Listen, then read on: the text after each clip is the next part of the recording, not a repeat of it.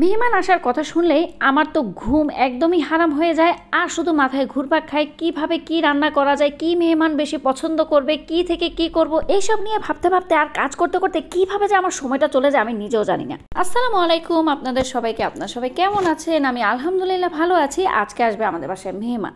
তো মেহমান যখন আসে এর আগের দিন রাত্রে তো আমার ঘুম একদমই হারাম হয়ে যায়। কারণ হচ্ছে মেহমান আসলে আমি কি রান্না করব, কিভাবে কি আয়োজন করব, সব কিছু আমার মাথায় শুধু ঘুরপাক খায়। তো এই নিয়ে চিন্তা করতে করতে দেখা যায় সারা রাত্রে ভালো মতো ঘুম হয় না, সকালে তাড়াতাড়ি ঘুম থেকে উঠে যায় আর তাড়াতাড়ি কিন্তু সব আয়োজন করার চেষ্টা করি। বেশ কিছুদিন আগে আমি আপনাদের সাথে একটি ভিডিও শেয়ার করেছিলাম, সেখানে আমি আপনাদেরকে দেখিয়েছিলাম কিভাবে আপনারা খুব সহজে ইলিশ মাছ সংরক্ষণ করতে পারবেন। তো আপনারা সেখানে আমাকে অনেকে কমেন্টস করেছিলেন যে আপু এই মাছটা যে আপনি এইভাবে কাগজে পেঁচিয়ে রাখছেন এটা কি অনেক দিন থাকবে কিনা বা শুটকির গন্ধ আসবে কিনা। একদমই কিন্তু না, একদমই শুটকির গন্ধ আসবে না। আপনারা কিন্তু 4 থেকে 6 মাস খুব ভালোভাবে ডিপ ফ্রিজে রাখতে পারবেন এইভাবে।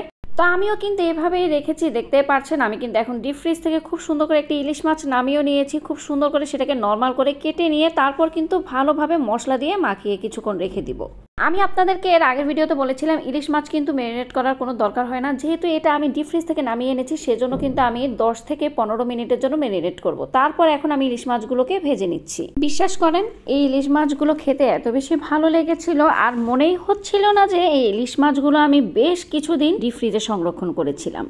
এখানে সব ধরনের মশলা দিয়ে গরুর মাংস রান্না করা হচ্ছে বিরিয়ানি রান্না করার জন্য। তো আপনারা কিন্তু ভিডিওর প্রথমেই দেখেছিলেন আমি চালটা ধুয়ে রেখেছিলাম আর চালটা ধুয়ে কিন্তু আমি 30 মিনিটের জন্য ভিজিয়েও রেখেছিলাম। এখন এই চালটার সাথে খুব ভালোভাবে আমি গরুর মাংসগুলো মিশিয়ে তারপর পানি দিয়ে দিয়েছি। তো দেখতেই পাচ্ছেন খুব সুন্দর করে কিন্তু আমার বিরিয়ানিটা হয়ে গেছে আর বিরিয়ানিটা বেশ ঝরঝরা হয়েছে। যেহেতু 15 জন মানুষের রান্না, তো আম্মু কিন্তু আমাকে হেল্প করেছিল খুব সুন্দর করে বিরিয়ানি করার জন্য। আমার আম্মুর হাতের বিরিয়ানি কিন্তু বেশ মজার হয়, তো আমি কিন্তু আজকে বিরিয়ানি করার জন্য আম্মুর হেল্প নিয়েছিলাম। তো যাই হোক বিরিয়ানিটা হয়ে গেছে, এখন রোস্ট রান্নার পালা। তো এখানে মুরগির মাংসকে খুব ভালোভাবে ধুয়ে নিয়েছি, তারপরে মাংসগুলোর সাথে লবণ, মরিচের গুঁড়া, সামান্য পরিমাণ গোলমরিচের গুঁড়া দিয়ে খুব ভালোভাবে মাখিয়ে তারপর এখন তেলে ভেজে নিচ্ছি।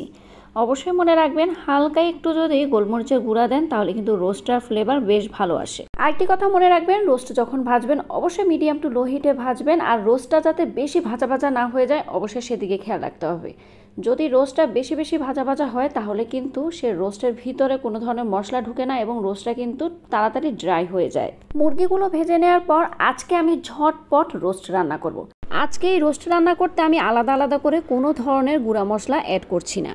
আজকে আমি বাজারে পাওয়া যায় সে রোস্টের মশলা ইউজ করছি, সেখানে কিন্তু সব ধরনের গুঁড়া মশলা এবং গোটা মশলা অ্যাড করা আছে, তাই আমার আলাদা করে গোটা মশলাও কিন্তু অ্যাড করার কোনো প্রয়োজন হয়নি।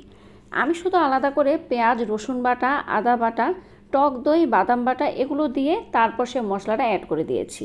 তো যেহেতু আজকে আমার একটু তাড়াহুড়া আছে সেজন্য কিন্তু আমি রোস্টের মশলার আর কোনো ঝামেলা নেইনি, তাই রেডিমেড মশলাটাই আজকে ইউজ করেছি। আজকে আমি যে রোস্ট রান্না করব সেখানে কিন্তু আমি কোনো ধরনের পানি দিব না, দুধ দিয়েই রান্না করব। সাথে কিন্তু এখানে কাঁচামরিচ এবং আলু বোখারা দিয়ে দিয়েছি। তো এই দুধের উপরেই কিন্তু আজকে রোস্টটা রান্না করা হবে। আমার মতো কে কে দুধ দিয়ে রোস্ট রান্না করেন অবশ্যই কিন্তু কমেন্টস করে জানাবেন। এই রোস্টটা খেতে কিন্তু বেশ মজার হয়।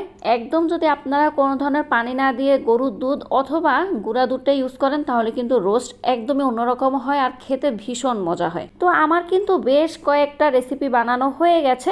তো মেহমানও চলে এসেছে, যেহেতু এখন প্রায় 1টা বাজে তাই ভাবলাম একটু টক জাতীয় কিছু খাই সবার সাথে।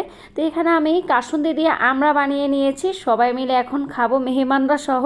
তারপর কিন্তু বাকি রান্নাগুলো করব এবং খাবার সার্ভ করব।